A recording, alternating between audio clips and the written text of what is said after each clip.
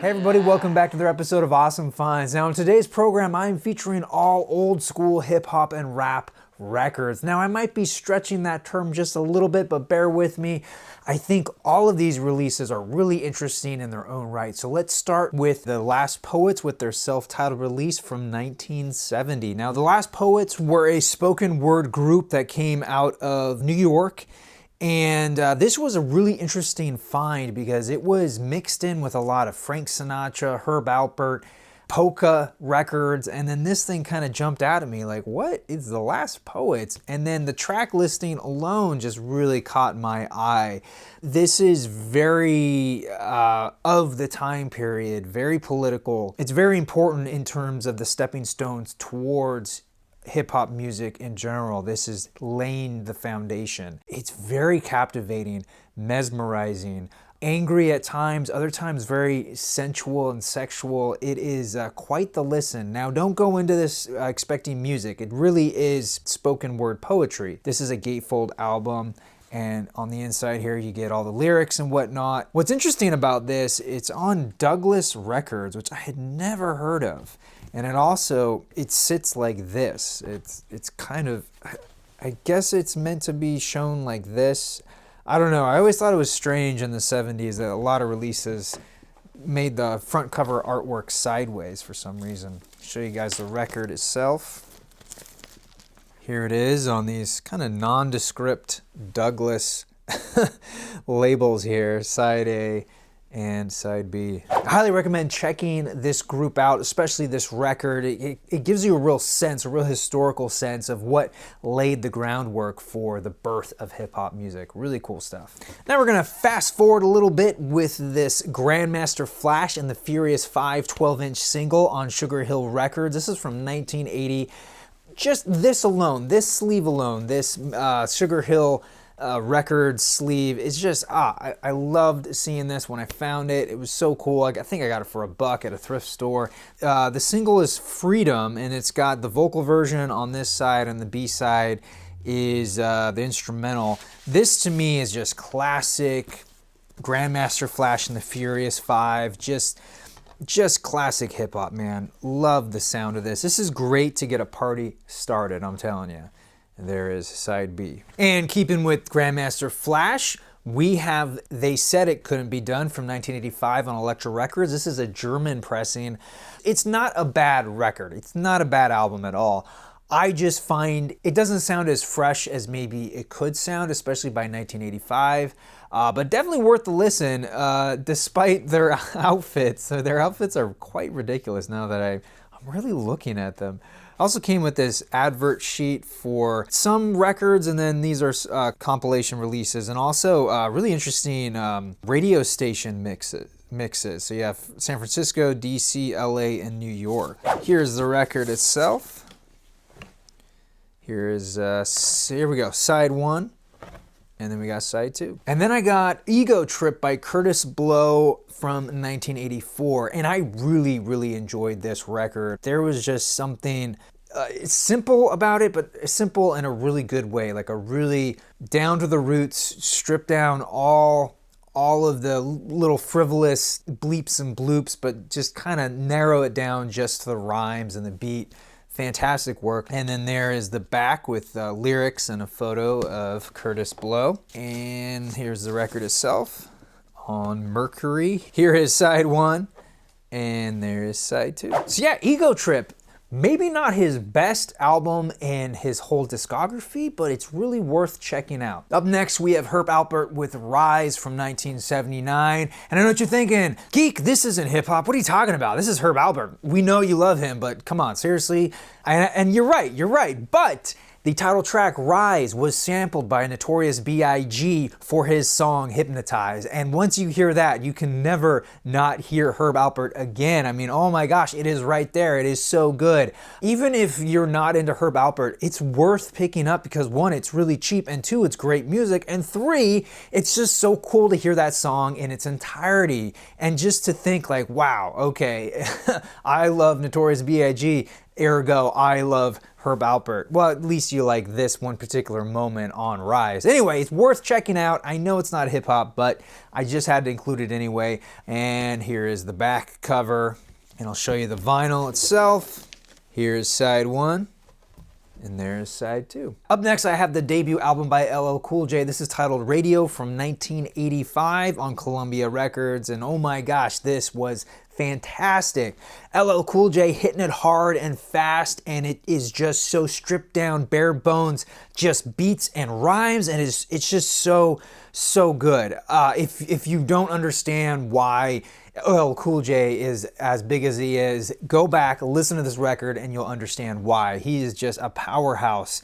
And on the back there, you get some cool photos of LL. Comes with an inner sleeve, and you have a little write-up by Nelson George, and you get a photo on this side. Here is the record itself. It's on Def Jam Recordings, side 1, and there is his side 2. All right, up next we have Run-DMC with their third album, Raising Hell, from 1986 on Profile Records. This is a classic record. Oh my gosh, do I love this record. On the back there, you get blue with orange. Love the overall design of this record cover. Let's check out the vinyl itself. Here is side 1. And there is side 2. Definitely need to clean these up. It's seen its age, that's for sure. This is readily available. I know it's been reissued. I've seen it even as a picture disc. Can't recommend this one enough. You guys should definitely pick it up. All right, next up I have a couple of oddities, if you will, sort of on the fringes of the hip hop movement. First up, we have Egyptian Lover with a 12-inch remix of Freakaholic. And this one was, wow. I was kind of surprised how much I enjoyed this record. Picked it up for $1, and there's the Egyptian Lover right there. This is just great stuff. The side 2 is the radio version of Freakaholic with Living on the Nile.